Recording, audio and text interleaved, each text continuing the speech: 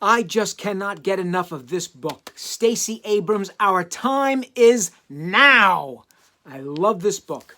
Stacey Abrams is one of my favorite public leaders. There she is right there. She served for 11 years in the Georgia House of Representatives, 7 as minority leader. And she became the 2018 Democratic nominee for governor of Georgia, where she won more votes than any other Democrat in the state's history. Unfortunately, she didn't win the election because voter suppression denied her the votes that she needed to win, although she would have won without the suppression. But this book is so relevant in this particular day and time of our nation's history. It's very important.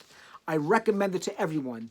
And right now, we're in the midst of the 2020 United States Census, and that's a passage I want to read from this book now about Stacey Abrams' view of the United States Census. Hint, it's critically important that every single man, woman, child, adult, senior citizen of every race, ethnicity, gender, creed, everyone in this country must fill out the 2020 census. It's so important. And this is what Stacey Abrams has to say about the census. It's no secret that political and economic power tend to be distributed unevenly in even the most democratized nations. However, the U.S. Census ostensibly offers a cure to this problem. It's designed to count everyone and let the data tell the story.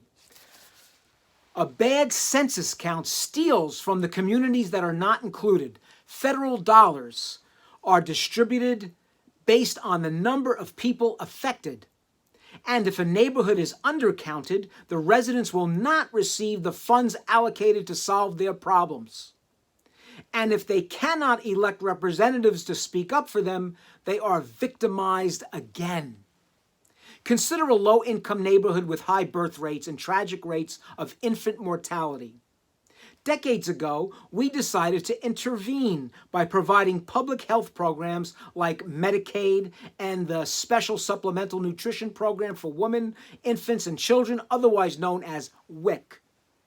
Each state receives an allocation based on a formula derived from census information. In places where at-risk mothers and babies are left out of the census, the missing information means a decrease in the amount of money the area receives. I have served communities undercounted in the census. During my career, I worked in local government for the city of Atlanta, at the state level as a representative, and in the federal government in the Environmental Protection Agency and the Office of Management and Budget. Because of those jobs, I possess a granular understanding of what an undercount can mean, like the difference between survival and opportunity.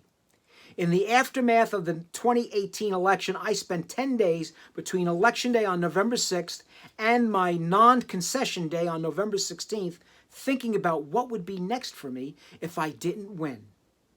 Tackling voter suppression stood at the top of my list. An expansion of work I had been doing for more than 25 years. Somehow, though, launching Fair Fight's work struck me as critical yet insufficient. Another worry niggled at me, a reminder of my first days as minority leader. The 2010 census had led to a profound reshaping of political representation in Georgia, and we were not alone.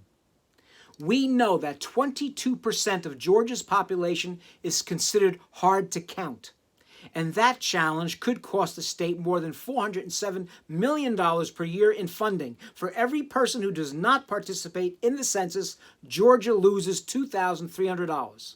Across the country, there is a notable correlation that shows that when sharp increases in people of color occur in GOP-led states, those same states have seen voting become harder.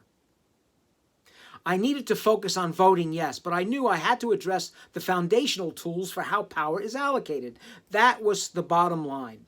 Thus, our Fair Fight operation was joined by a separate organization called Fair Count. dedicated to ensuring that hard-to-count populations were seen in the 2020 census because the census was the core of it all. At a briefing in December 2019, utilizing the Urban Institute produced estimates detailing the anticipated undercounts, Fair Count calculated how it would financially affect the distribution of funds to the communities where people live, and we discussed the bad news in numbers. By population, over 1.7 million black people could be missed in the 2020 census, and their communities could lose $3.3 billion in federal funding annually for the next decade if black people are undercounted. Based on varying costs across areas, the losses range from $451,000 per year in Wyoming to $392 million per year in New York. For the Hispanic Latinx demographic, 2.2 million people could be omitted, and their cities and states stand to lose $4.1 billion in federal funding annually.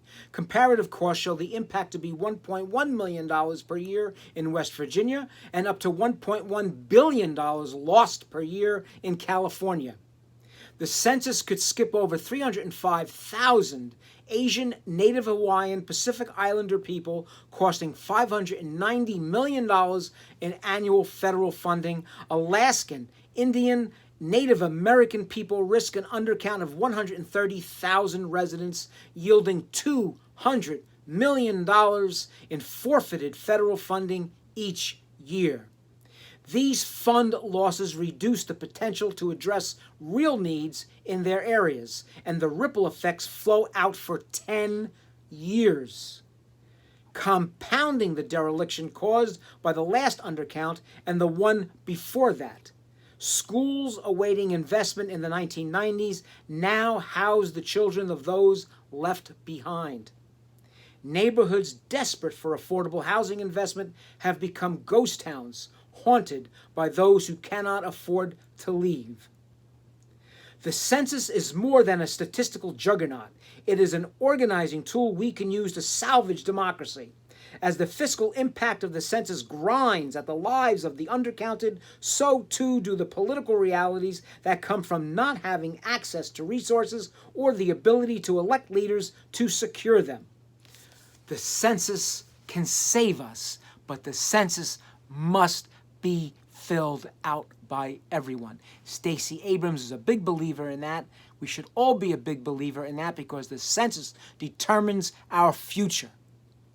And that's Stacey Abrams' Our Time Is Now, the hot new best-selling book by the best-selling author Stacey Abrams, one of my favorite people in public life, a great political leader, and I have hopes that she goes very far in her political career.